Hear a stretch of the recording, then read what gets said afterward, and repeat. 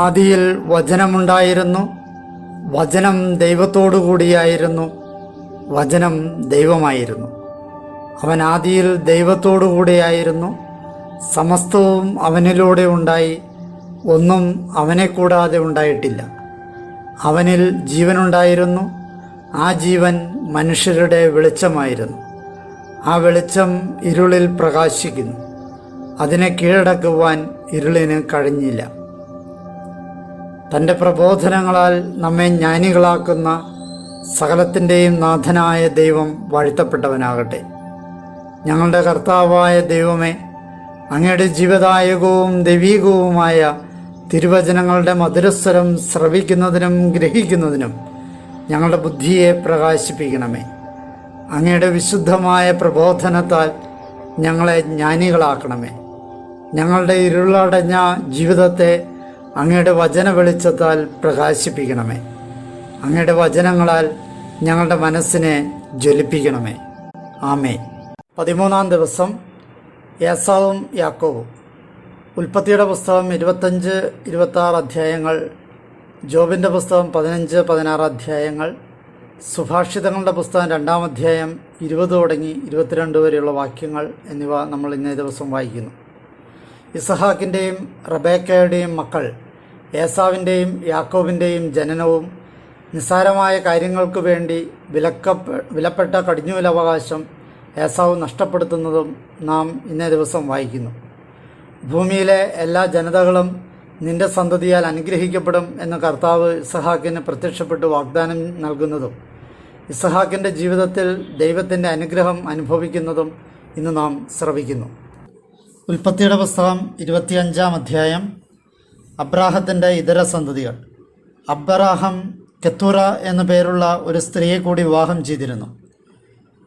സിമ്രാൻ, യോഷാൻ, മെദാൻ, മിദിയാൻ, ഇഷ്ബാഖ്, ഷുവാഖ് എന്നിവരെ അവൾ പ്രസവിച്ചു. യോഷാൻ ഷെബാനും ദദാനും ജന്മം കൊടുത്തു. ദദാൻ്റെ സന്തതികളായിരുന്നു അഷൂറിം, ലത്തൂഷിം, ലവൂമീം എന്നിവർ. മിദിയാൻ്റെ സന്തതികൾ ഏഫ, ഏഫർ, ഹനോക്ക്, അബീദ, എൽദ എന്നിവരാണ്. ഇവരെല്ലാവരുമായിരുന്നു കെത്തൂറായുടെ സന്തതികൾ. അബ്രാഹാം തനിക്കുണ്ടായിരുന്നതെല്ലാം ഇസഹാക്കിന് കൊടുത്തു. തൻ്റെ ഉപനാരികളിലുണ്ടായ മക്കൾക്കും അബ്രാഹാം സമ്മാനങ്ങൾ നൽകി. അവൻ ജീവിച്ചിരിക്കുമ്പോൾ തന്നെ അവരെയെല്ലാം തൻ്റെ മകനായ ഇസഹാക്കിൽ നിന്ന് ദൂരെ കിഴക്കൻ ദേശത്തേക്ക് പറഞ്ഞയച്ചു. അബ്രാഹത്തിൻ്റെ മരണം. അബ്രാഹാം പൂർത്തിയാക്കിയ ആയുഷ്കാലം 175 വർഷമായിരുന്നു. അബ്രാഹാം അന്ത്യശ്വാസം വലിച്ചു. വാർദ്ധക്യത്തിൻ്റെ തികവിൽ വയോധികനും സംതൃപ്തനുമായി മരിച്ച് അവൻ തൻ്റെ ജനങ്ങളോട് ചേർന്നു. അവൻ്റെ പുത്രന്മാരായ ഇസഹാക്കും ഇസ്മായേലും ഒരുമിച്ച് മാമ്രയ്ക്കടുത്ത് ഹിത്യനായ സോഹാറിൻ്റെ പുത്രൻ എഫ്രോനിൻ്റെ പറമ്പിലെ മക്പെലുഗു ഗുഹയിൽ അവനെ സംസ്കരിച്ചു. ഹിത്യരിൽ നിന്ന് അബ്രാഹാം വിലയ്ക്ക് വാങ്ങിയതാണ് ആ പറമ്പ്. അവിടെയാണ് അബ്രാഹവും അവൻ്റെ ഭാര്യ സാറായും സംസ്കരിക്കപ്പെട്ടത്. അബ്രാഹത്തിൻ്റെ മരണശേഷം അവൻ്റെ പുത്രൻ ഇസഹാക്കിനെ ദൈവം അനുഗ്രഹിച്ചു. ഇസഹാക്ക് ബെർലഹായ്റോയുടെ സമീപത്ത് പാർത്തു. ഇസ്മായിലിൻ്റെ സന്തതികൾ. അബ്രാഹത്തിനായി സാറായുടെ ഈജിപ്തുകാരി പരിചാരിക ഹാഗാർ പ്രസവിച്ച അബ്രാഹത്തിൻ്റെ പുത്രൻ ഇസ്മായേലിൻ്റെ തലമുറകൾ ഇവയാണ്. ജനനക്രമം അനുസരിച്ച് ഇസ്മായേലിൻ്റെ മക്കളുടെ പേരുവിവരം: ഇസ്മായേലിൻ്റെ കടിഞ്ഞൂൽ പുത്രനായ നെബയാത്ത്, കേദാർ, അദ്ബേൽ, മിബ്സാം, മിഷ്മ, ദൂമ, മസ്സ, ഹദാദ്, തേമ, യത്തൂർ, നഫീഷ്, കേദമ എന്നിവരാണ് ഇസ്മായേലിൻ്റെ പുത്രന്മാർ. ഗ്രാമങ്ങളും താമസ സ്ഥലങ്ങളും അനുസരിച്ച് ഇവരുടെ ജനതകളുടെ 12 പ്രഭുക്കന്മാരുടെ പേരുകളാണിവ. ഇസ്മായേലിൻ്റെ ആയുഷ്കാലം 137 വർഷമായിരുന്നു. അവൻ അന്ത്യശ്വാസം വലിച്ച് മരിച്ച് തൻ്റെ ജനങ്ങളോട് ചേർന്നു. ഈജിപ്തിനു മുമ്പിൽ അസീറിയയിലേക്കുള്ള ദിശയിൽ ഹവില മുതൽ ഷൂർ വരെ അവർ കുടിപ്പാർത്തു. അവൻ തൻ്റെ സഹോദരന്മാർക്കെല്ലാം മുമ്പിൽ താമസിച്ചു. അബ്രാഹത്തിൻ്റെ പുത്രൻ ഇസഹാക്കിൻ്റെ തലമുറകൾ ഇവയാണ്. അബ്രാഹം ഇസഹാക്കിന് ജന്മം കൊടുത്തു. പഥാൻ ആരാമിൽ നിന്നുള്ള അരമായനായ ബത്തുവേലിൻ്റെ പുത്രിയും അരമായനായ ലാബാൻ്റെ സഹോദരിയുമായ റബേക്കായെ ഭാര്യയായി സ്വീകരിക്കുമ്പോൾ ഇസഹാക്കിന് 40 വയസ്സായിരുന്നു. ഇസഹാക്ക് തൻ്റെ ഭാര്യയ്ക്ക് വേണ്ടി കർത്താവിനോട് അപേക്ഷിച്ചു. കാരണം അവൾ വന്ധ്യയായിരുന്നു. കർത്താവ് അവൻ്റെ യാചന കേൾക്കുകയും അവൻ്റെ ഭാര്യ റബേക്ക ഗർഭം ധരിക്കുകയും ചെയ്തു. അവളുടെ ഉദരത്തിൽ കിടന്ന് പുത്രന്മാർ മല്ലിട്ടപ്പോൾ അവൾ പറഞ്ഞു, ഇങ്ങനെയാണെങ്കിൽ എനിക്ക് ഇത് എന്തിനാണ്? അവൾ കർത്താവിൻ്റെ പക്കൽ ഇതേക്കുറിച്ച് അന്വേഷിക്കാൻ പോയി. കർത്താവ് അവരോട് അരുൾ ചെയ്തു, 2 ജാതികൾ നിൻ്റെ ഉദരത്തിൽ, 2 ജനതകൾ നിൻ്റെ ഉള്ളിൽ വെച്ച് വേർതിരിക്കപ്പെടും. ഒരു ജനത മറ്റേ ജനതയേക്കാൾ ശക്തമാകും. മൂത്തവൻ ഇളയവനെ സേവിക്കും. അവളുടെ പ്രസവകാലം പൂർത്തിയായപ്പോൾ ഇതാ അവളുടെ ഉദരത്തിൽ ഇരട്ടക്കുട്ടികൾ. ഒന്നാമൻ പുറത്തു വന്നു. അവൻ ചെമന്നിരുന്നു. അവൻ്റെ ദേഹം മുഴുവൻ രോമക്കുപ്പായം പോലെയായിരുന്നു. അവന് ഏസാവ് എന്ന് പേരിട്ടു. അതിനുശേഷം അവൻ്റെ സഹോദരൻ പുറത്തു വന്നു. അവൻ്റെ കരം ഏസാവിൻ്റെ കുതികാലിൽ പിടിച്ചിരുന്നു. അവനെ യാക്കോബ് എന്ന് പേര് വിളിച്ചു. അവൾ അവരെ പ്രസവിച്ചപ്പോൾ ഇസഹാക്കിന് 60 വയസ്സായിരുന്നു. ഏസാവ് കടിഞ്ഞൂലവകാശം വിൽക്കുന്നു. കുട്ടികൾ വളർന്നപ്പോൾ ഏസാവ് നായാട്ടിൽ സമർത്ഥനും വനപ്രദേശ മനുഷ്യനുമായിരുന്നു. യാക്കോബാകട്ടെ കൂടാരങ്ങളിൽ പാർക്കുന്ന പ്രശാന്തനും. നായാട്ടിറച്ചി തനിക്ക് രുചികരമാകിയാൽ ഇസഹാക്ക് ഏസാവിനെ സ്നേഹിച്ചു. എന്നാൽ റബേക്ക യാക്കോബിനെയാണ് സ്നേഹിച്ചത്. ഒരിക്കൽ യാക്കോബ് പായസം പാചകം ചെയ്യുകയായിരുന്നു. അപ്പോൾ ഏസാവ് വയലിൽ നിന്നും വന്നു. അവൻ അവശനായി ഇരുന്നു. ഏസാവ് യാക്കോബിനോട് പറഞ്ഞു, ആ ചമന്നിരിക്കുന്നതിൽ നിന്ന് എനിക്ക് തിന്നാൻ തരിക, കാരണം ഞാൻ അവശനായിരിക്കുന്നു. തന്മൂലം അവന് ഏദോം എന്ന് പേരുണ്ടായി. യാക്കോബ് പറഞ്ഞു, ഇപ്പോൾ തന്നെ നിന്റെ കടിഞ്ഞൂലവകാശം എനിക്ക് വിൽക്കുക. ഏസാവ് പറഞ്ഞു, ഞാനിതാ ചാകാൻ പോകുന്നു, ഈ കടിഞ്ഞൂലവകാശം എനിക്കെന്തിന്? യാക്കോബ് പറഞ്ഞു, ഇപ്പോൾ തന്നെ എന്നോട് ശപഥം ചെയ്യുക. ഏസാവ് അവനോട് ശപഥം ചെയ്ത് തൻ്റെ കടിഞ്ഞൂലവകാശം യാക്കോബിന് വിറ്റു. യാക്കോബ് ഏസാവിന് അപ്പവും പയറുപായസവും നൽകി. തിന്നുകയും കുടിക്കുകയും ചെയ്തിട്ട് അവൻ എഴുന്നേറ്റുപോയി. അങ്ങനെ ഏസാവ് തൻ്റെ കടിഞ്ഞൂലവകാശം അവമതിച്ചു. ഉൽപ്പത്തിയുടെ പുസ്തകം 26-ാം അധ്യായം. ഇസഹാക്കും അബിമേലെക്കും. നാട്ടിലൊരു ക്ഷാമമുണ്ടായി. മുമ്പൊരിക്കൽ അബ്രാഹത്തിൻ്റെ നാളുകളിലുണ്ടായ ക്ഷാമത്തിന് പുറമെയായിരുന്നു ഇത്. ഇസഹാക്ക് ഗരാറിലേക്ക് ഫിലിസ്ത്യരുടെ രാജാവായ അബിമേലെക്കിൻ്റെ പക്കലേക്ക് പോയി. കർത്താവ് അവന് പ്രത്യക്ഷപ്പെട്ട് അരുൾ ചെയ്തിരുന്നു, ഈജിപ്തിലേക്ക് പോകരുത്. ഞാൻ നിന്നോട് പറയുന്ന നാട്ടിൽ കുടിപ്പാർക്കുക. ഈ നാട്ടിൽ തൽക്കാലവാസം ചെയ്യുക. ഞാൻ നിൻ്റെ കൂടെ ഉണ്ടാകും. നിന്നെ ഞാൻ അനുഗ്രഹിക്കുകയും ചെയ്യും. നിനക്ക് നിൻ്റെ സന്തതിക്കുമായി ഈ ദേശമെല്ലാം ഞാൻ തരും. നിൻ്റെ പിതാവായ അബ്രാഹത്തോട് ചെയ്ത ശപഥം ഞാൻ ഉറപ്പിക്കും. ആകാശത്തിലെ നക്ഷത്രങ്ങൾ പോലെ നിൻ്റെ സന്തതിയെ ഞാൻ വർദ്ധിപ്പിക്കും. ഈ ദേശമെല്ലാം നിൻ്റെ സന്തതിക്ക് ഞാൻ നൽകും. ഭൂമിയിലെ എല്ലാ ജനതകളും നിൻ്റെ സന്തതിയാൽ അനുഗ്രഹിക്കപ്പെടും. കാരണം അബ്രാഹം എൻ്റെ സ്വരം കേൾക്കുകയും എൻ്റെ അനുശാസനങ്ങളും കൽപ്പനകളും പ്രമാണങ്ങളും പ്രബോധനങ്ങളും പാലിക്കുകയും ചെയ്തു. അങ്ങനെ ഇസഹാക്ക് ഗരാറിൽ തന്നെ താമസിച്ചു. ആ നാട്ടുകാർ അവൻ്റെ ഭാര്യയെക്കുറിച്ച് ചോദിച്ചപ്പോൾ അവൾ എൻ്റെ സഹോദരിയാണ് എന്ന് അവൻ പറഞ്ഞു. കാരണം റബേക്ക കാണാൻ അഴകുള്ളവളായതുകൊണ്ട് അവൾ നിമിത്തം അന്നാട്ടുകാർ അവനെ കൊന്നുകളയാതിരിക്കേണ്ടതിന് അവൾ എൻ്റെ ഭാര്യയാണ് എന്ന് പറയുവാൻ അവൻ ഭയപ്പെട്ടു. അവൻ കുറേ കാലം അവിടെ താമസമാക്കി. ഒരിക്കൽ ഫിലിസ്ത്യരുടെ രാജാവായ അബിമേലെക്ക് ജാലകത്തിലൂടെ താഴേക്ക് നോക്കിയപ്പോൾ ഇതാ ഇസഹാക്ക് ഭാര്യ റബേക്കായെ പുണരുന്നത് കണ്ടു. അബിമേലെക്ക് ഇസഹാക്കിനെ വിളിച്ചു പറഞ്ഞു, നോക്കൂ, അവൾ തീർച്ചയായും നിൻ്റെ ഭാര്യയാണ്.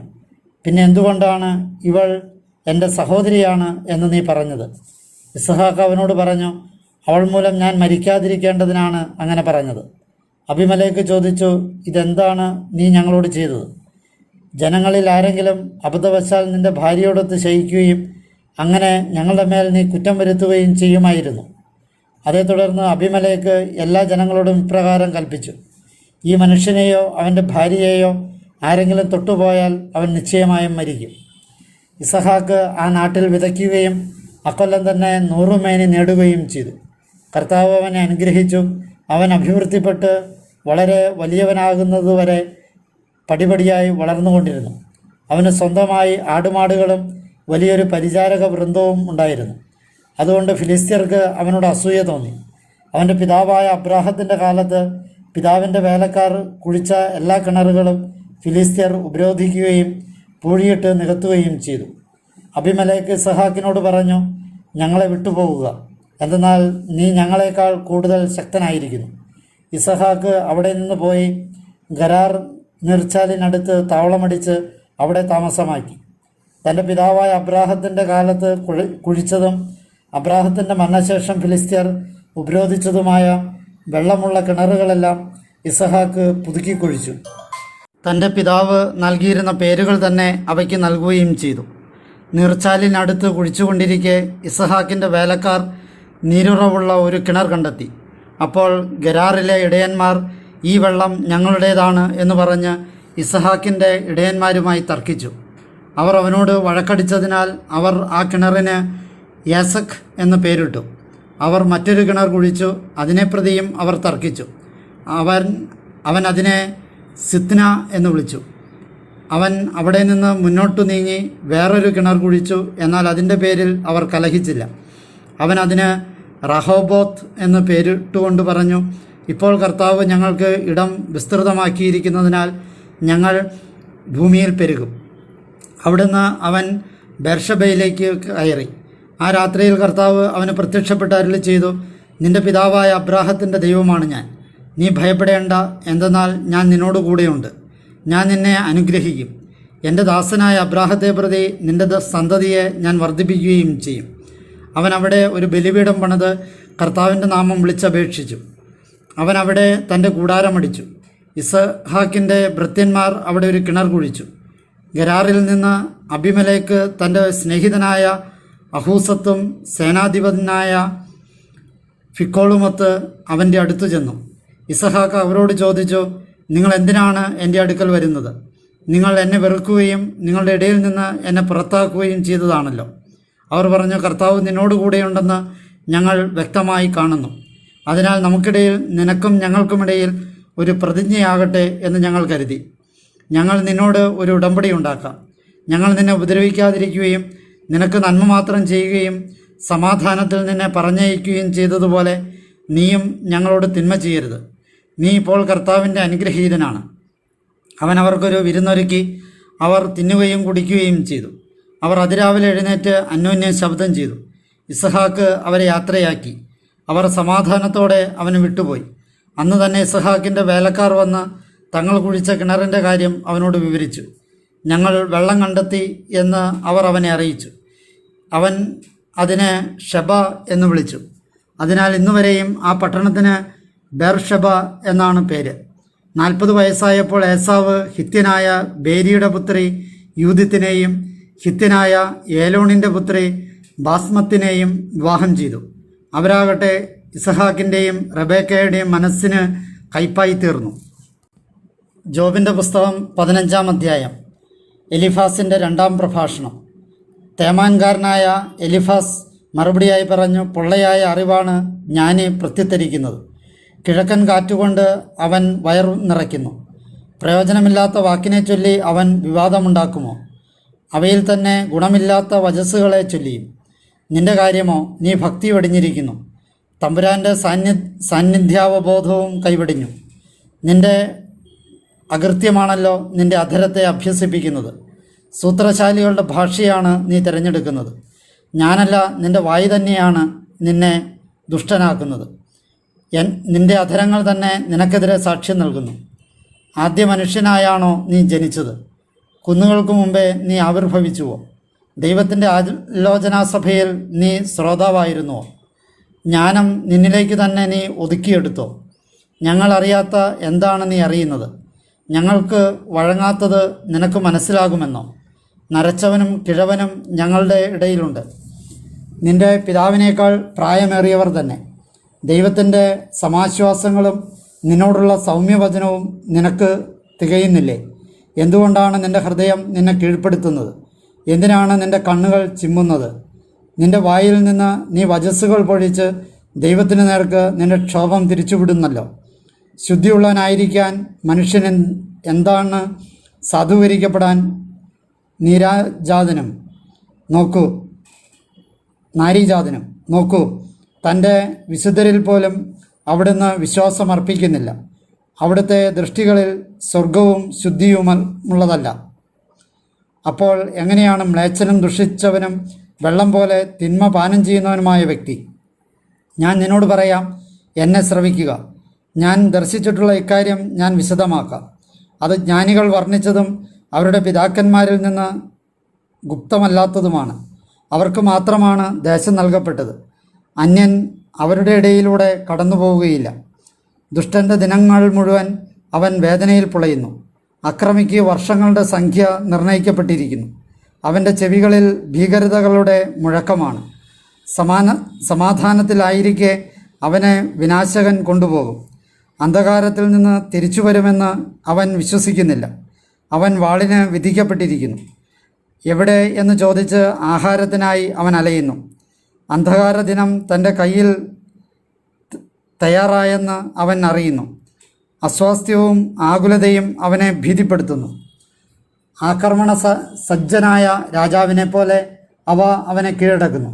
എന്തെന്നാൽ അവൻ ദൈവത്തിനെതിരെ തൻ്റെ കൈ നീട്ടുകയും സർവശക്തനെ വെല്ലുവിളിക്കുകയും ചെയ്യുന്നു.